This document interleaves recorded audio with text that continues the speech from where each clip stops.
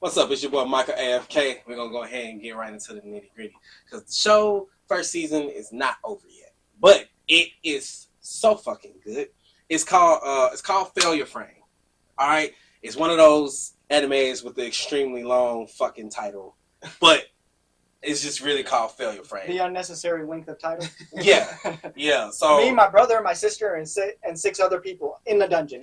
So that's the name of the anime. So in Japanese. As of this recording, I think we're on episode like 11 or something like that. Okay. So what happens is in the very first episode, and listen, let me just go ahead and get this out the way. The first episode it's not a bore, but the pacing is ass. Not gonna lie, I almost stopped watching because of it. But right after that, it was good the whole way through. Now, see, that's the thing. You've got, and some people do it differently than me. Yeah.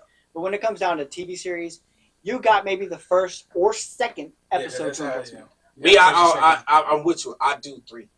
I do 2. Three episodes. That's all I give you. After that, if it's not good, I'm not rocking with you. If I'm feeling generous, I'll do 3. Yeah. But yeah. If I'm thinking maybe this is okay, maybe it'll catch up. Yeah. Maybe I got some questions. It got to be like that though before you get to that third one. It has to be like that. Exactly. Yeah. It has to be. Yeah, but there has to be a reason. Yeah, but with Failure Frame, so what ends up happening in the beginning is this school bus full of kids and their teacher ain't shit. He's a fucking asshole. But out of nowhere, they fucking end up in a different world. They just all of a sudden get teleported to a different world. It's this big ass big titty goddess who's like, hey, when aren't they? Right, yeah, hey, I need you to help save my world, and only you guys can do it. You can't go back home until. Go ahead, you got your hand raised. Excuse me, but you're a goddess. Why do you need human help? Yeah, you're at just check. I think she's evil.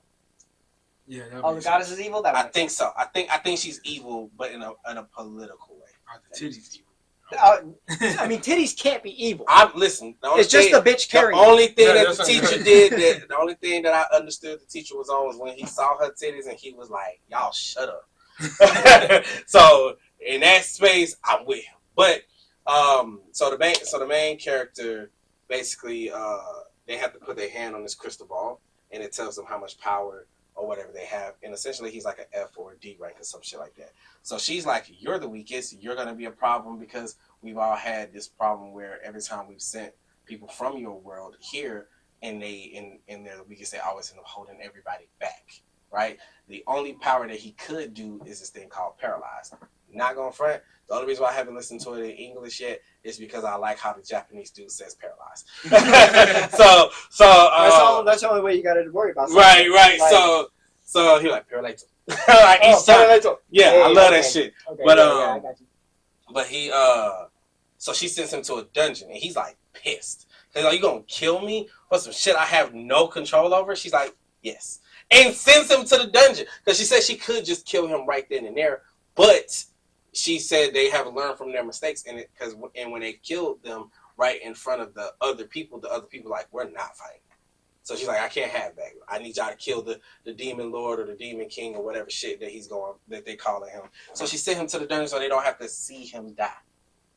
The thing is, his skill is over fucking powered, and she didn't know that. So his skill, he can paralyze anything. And then he would have to kill it.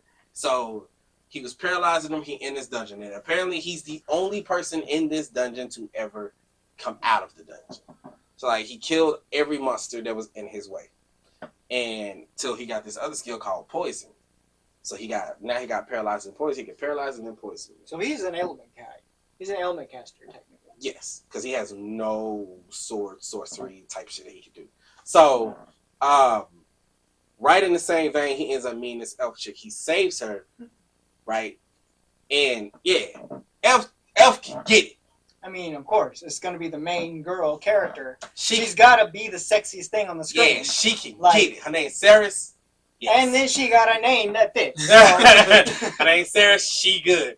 And she's strong as fuck herself. And she was working with this different this different king and everything. And the chick, the fucking goddess, her name is Vicious. That's her name. So she deadly? I mean, she got to be with a name like that. Right. So You can't have vicious and he saves her from these guys who are called like the Force something, and when he kills them, she's like, "You can't kill him." He said, "No, I got it. You just keep going." He kills them, and she sees him kill, like, "Oh shit!" And then he meets he meets the strongest later, but she ends up being like, "I owe you my life, so I give myself to you," type shit.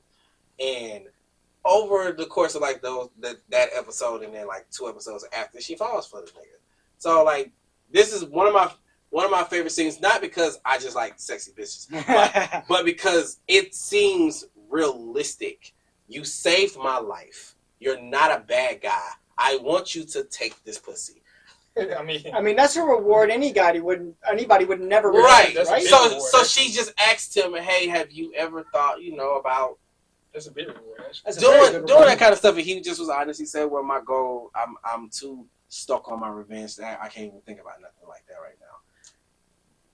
He tripped. Bitch, drop your panties right now. We're doing it. Like, straight up. But he feels like if he ever like gets that kind of comfort right now, that his goal of wanting revenge will go away. So I understand why he said no. Won't. You're still gonna.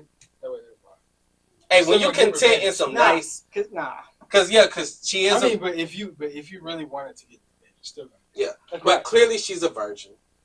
Clearly, because nobody, it hasn't been stated in the show yet that like somebody's had her, and every time a guy has tried to have her, she's like no.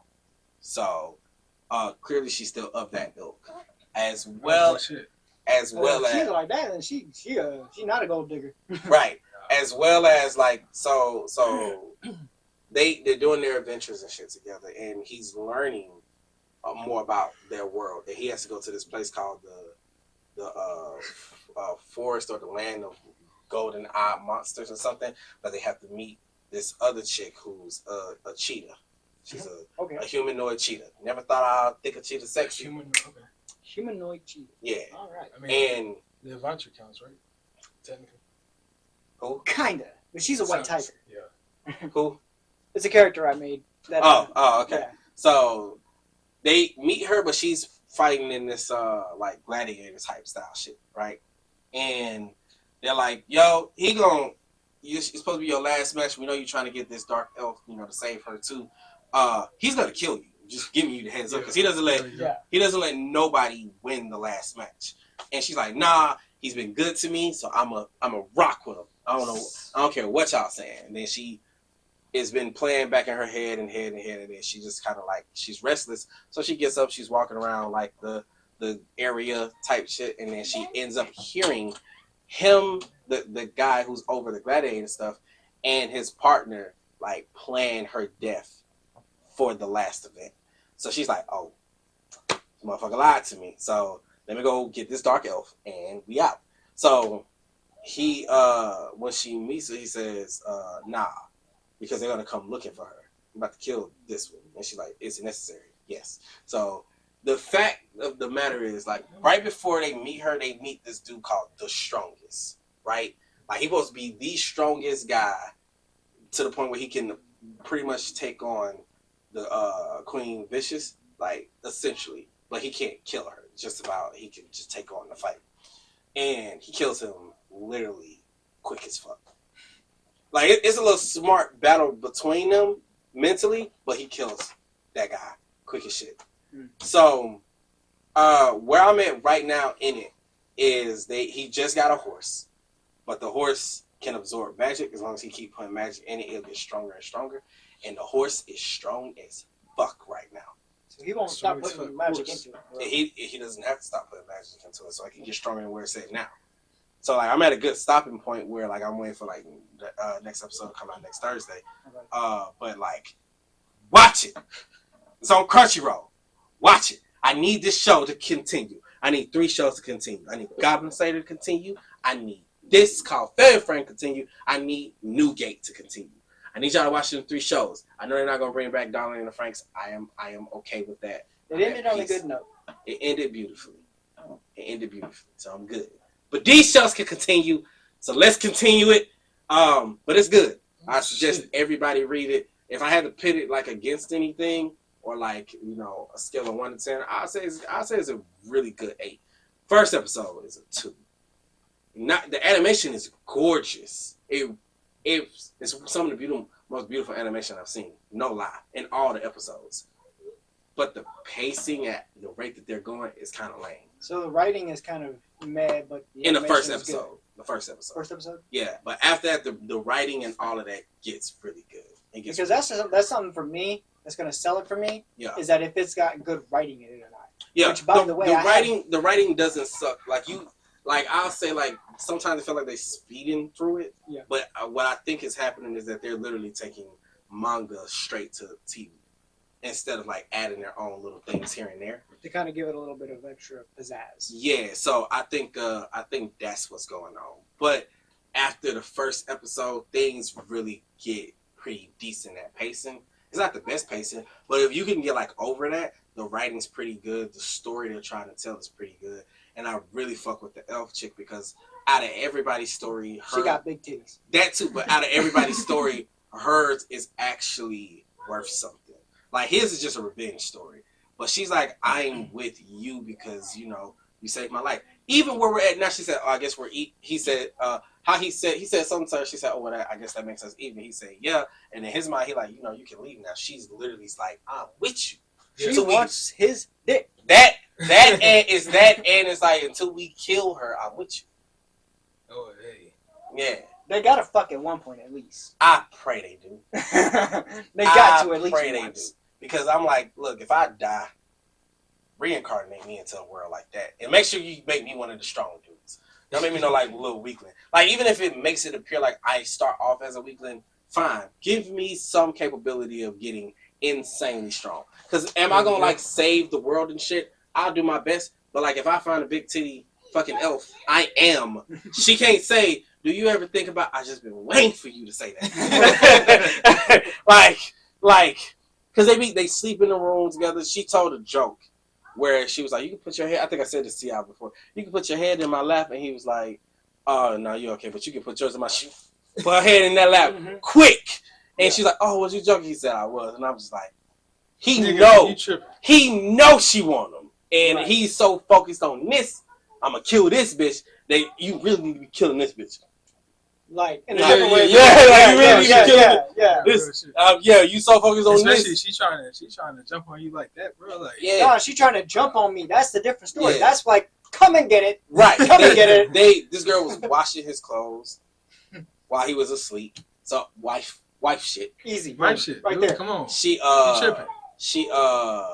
She was cold because she got wet or whatever. She couldn't take off her clothes because they were still walking. And he gave her a jacket. He said, well, I'm sorry, I ain't washing anything. And she said, oh, it's okay. He said, is it because it smells like me? And she didn't realize the question. She just answered. She said, of course. And then she was like, oh, shit. I was like, if that was me, I'd be like, yeah, bitch. Yeah, you love this. You love this over here. Exactly. But like, go ahead and go behind the trees right here. Yeah, but like the little love story that they're trying to build with them is kind of cool. It's kind of cool. Like I really watch it more for that than anything else. But the action in it is pretty decent, especially when she's fighting. Him, he got his powers. Yeah, so when he do his powers, the fight is over quick. But her fight, it's like watching One Punch Man. You watch it because you know he's gonna end it in one punch, but it's the fights before that make you like, oh, this is pretty cool. You know what I'm saying? So like that's how I would phrase it. But it's a really good show. It's called Failure Frame. It's on Crunchyroll right now. We're on episode like 10 or 11. And they come out like every Thursday. At least that's when I see it, every Thursday. So watch it. It's really good. 8 out of 10 right now for me. That's your boy.